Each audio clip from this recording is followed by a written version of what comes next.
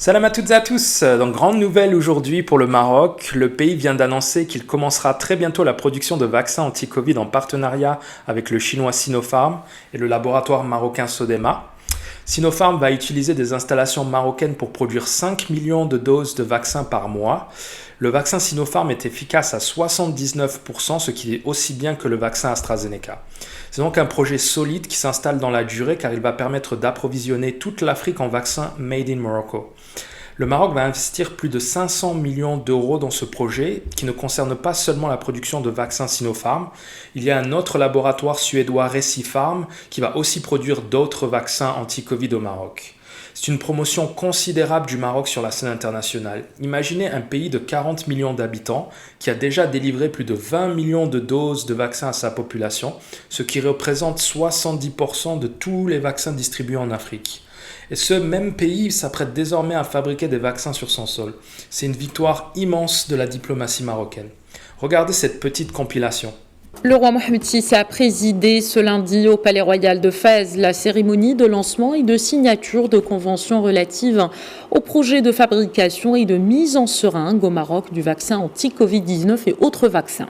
Objectif, assurer la production dans notre pays du vaccin anti-Covid ainsi que d'autres vaccins clés, de manière à promouvoir l'autosuffisance du royaume et de faire de lui une plateforme de biotechnologie de premier plan à l'échelle du continent africain et du monde.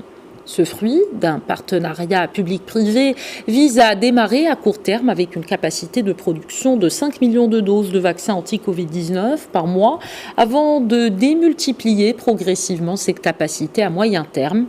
Il mobilisera un investissement global de l'ordre de 500 millions de dollars. Sa Majesté, que Dieu l'assiste, merci de votre invitation et de votre hospitalité. C'est pour moi un immense honneur et privilège d'être présent ici à cette cérémonie et d'assister au nom du groupe que je représente, Recipharm, d'aider à construire ici un centre de compétences et de manufacture.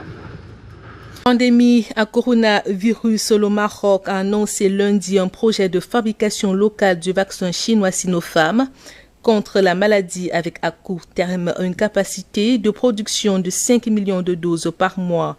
Un mémorandum de coopération entre le Royaume et le groupe pharmaceutique chinois a été signé lors d'une cérémonie présidée par le roi Mohamed VI.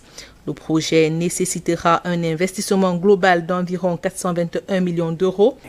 C'est un grand jour pour le Maroc qui va entrer dans le club fermé des pays autonomes pour garantir une disponibilité de vaccins. Grâce à une vision royale, un projet permettra au Maroc la fabrication et la mise en seringue du vaccin anti-Covid-19 et d'autres sérums. Sa Majesté le Roi a présidé aujourd'hui la cérémonie de lancement et de signature de conventions qui vont permettre à court terme la production de 5 millions de doses de vaccins anti-Covid-19 par mois avant de démultiplier progressivement cette capacité à moyen terme. Ce projet mobilisera un investissement global de l'ordre de 500 millions de dollars. Reportage Abdelalim Kawi et Yassine Lessès. Aujourd'hui, une nouvelle étape a été franchie pour la sécurité sanitaire du Royaume. Le Maroc rentre dans le club très fermé des pays pouvant fabriquer des vaccins. Cette signature de convention permet au Maroc de produire et de conditionner des vaccins. Fruit d'un partenariat public-privé, le projet vise à démarrer à court terme avec une capacité de production de 5 millions de doses de vaccins anti-Covid par mois, avant de multiplier progressivement cette capacité à moyen terme. Il mobilisera un investissement global de l'ordre de 500 millions de dollars. Votre vision royale d'atteindre la souveraineté vaccinale est la réponse idoine au risque d'apparition de nouveaux variants viraux et de rareté de vaccins, sans oublier le risque naturel d'apparition de nouvelles épidémies. Une nouvelle politique pharmaceutique nationale en accord avec votre royale vision et en alignement avec le nouveau modèle de développement du Royaume devra garantir à tous les citoyens marocains un accès équitable géographiquement et financièrement à des médicaments, des produits de santé de qualité, tout en soutenant la fabrication locale des médicaments dans le cadre de partenariats publics-privés. La vision royale, Hafidhakumullah, aspire à assurer une autonomie sanitaire de notre pays dans l'urgence en ce qui concerne la Covid-19, mais surtout et également à créer le contexte et les conditions nécessaires d'élever vers le haut les capacités et les capacités de l'Afrique à devenir le plus tôt possible autonome en ce qui concerne la production de certains vaccins et thérapies critiques sur le continent. À travers le transfert de savoir-faire éminemment stratégique dans le cadre de la lutte contre les pandémies en général et le Covid en particulier, ce projet structurant démontre la confiance dans les capacités industrielles du Royaume. Ce projet est pour nous en phase avec la stratégie telle qu'elle a été élaborée aujourd'hui et telle que nous l'avons compris, et qui vise à poursuivre l'objectif qui est d'avoir la possibilité d'avoir les campagnes vaccinales, qu'elles soient donc préventives, endémiques ou pandémiques, et ceci sur une échelle qui n'est pas juste limitée au court terme, mais sur une projection beaucoup plus à moyen et à long terme. Votre Majesté, nous pensons qu'avec la ferme soutien des gouvernements chinois et marocains, la construction du remplissage des vaccins anti-coronavirus de la CNBG du groupe Sinopharm pourra avancer rapidement. Ce projet a pour objet la production dans notre pays du vaccin anti-Covid ainsi que d'autres vaccins clés, de manière à promouvoir l'autosuffisance du Royaume et de faire du Maroc une plateforme de biotechnologie de premier plan à l'échelle du continent africain.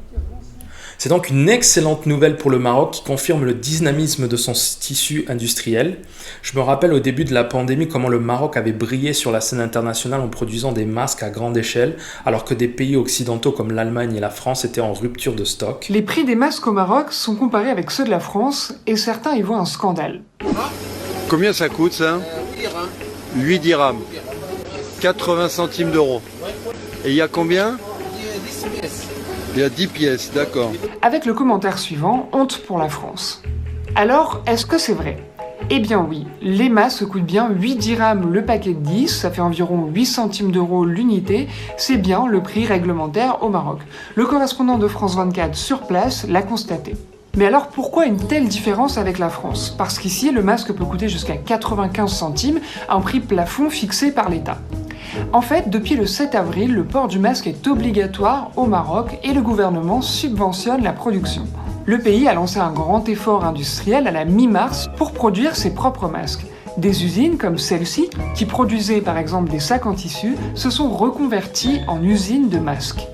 C'est tout un travail, toute une technologie qui était nouvelle pour nous. On a dû se réadapter. On a travaillé 7 jours sur 7, 24 heures sur 24. C'est toujours le cas aujourd'hui. On s'est tous mobilisés. Le président de cette entreprise nous a expliqué qu'aujourd'hui, pour chaque unité qu'il produit, l'État lui verse 5 centimes d'euros et d'autres producteurs nous l'ont confirmé. C'est l'une des raisons pour laquelle ils parviennent à maintenir un prix aussi bas. Jean-Luc Mélenchon avait même montré toute son admiration pour son pays de naissance à l'Assemblée nationale. L'Europe a été réunie pour réussir la sortie du 11 mai. Il n'y aura ni la quantité de masques suffisante, c'est-à-dire celle qui permet à chaque personne de disposer d'un masque efficace sans qu'il lui en coûte 1 euro, parce qu'il s'agit de sa propre survie. Et que si on trouve 3 milliards pour Air France, on peut en trouver autant pour tous les Français et que leur masque leur soit donné gratuitement, comme on dit. Parce qu'il n'y aura pas la quantité de tests, parce qu'il n'y aura pas la capacité d'hébergement en quarantaine qui nécessiterait des réquisitions dans le système hôtelier, des réquisitions de la totalité de l'industrie textile pour qu'ils produisent les masques dont nous avons besoin, à l'image du Maroc que nous devrions imiter dans ce domaine parce qu'il parvient à cette performance. Oui, le Maroc c'est très bien, c'est mon pays natal et je pense qu'il mérite votre admiration. Enfin, cette annonce est surtout une énième humiliation pour le voisin algérien qui avait annoncé très tôt qu'il produirait des vaccins Spoutnik. Depuis l'annonce, c'est silence radio chez les militaires. Au Maroc, on dit que les Algériens sont des crocodiles parce qu'ils ont une grande gueule et de petits bras. Ils parlent beaucoup mais ne font pas grand-chose, ce qui est tout le contraire du Maroc. Tebboune a dit l'année dernière qu'il partagerait ses vaccins avec la Tunisie. La Tunisie attend toujours. Le Maroc n'a rien dit, mais il a quand même envoyé une cargaison à la Mauritanie en signe de fraternité. Tebboune a dit dans un journal que l'Algérie serait un des premiers pays d'Afrique à produire le vaccin sur son sol. C'est désormais le Maroc qui a annoncé dans une cérémonie officielle avec tous les acteurs du secteur ainsi que les partenaires chinois que le pays allait produire très prochainement des vaccins pour toute l'Afrique.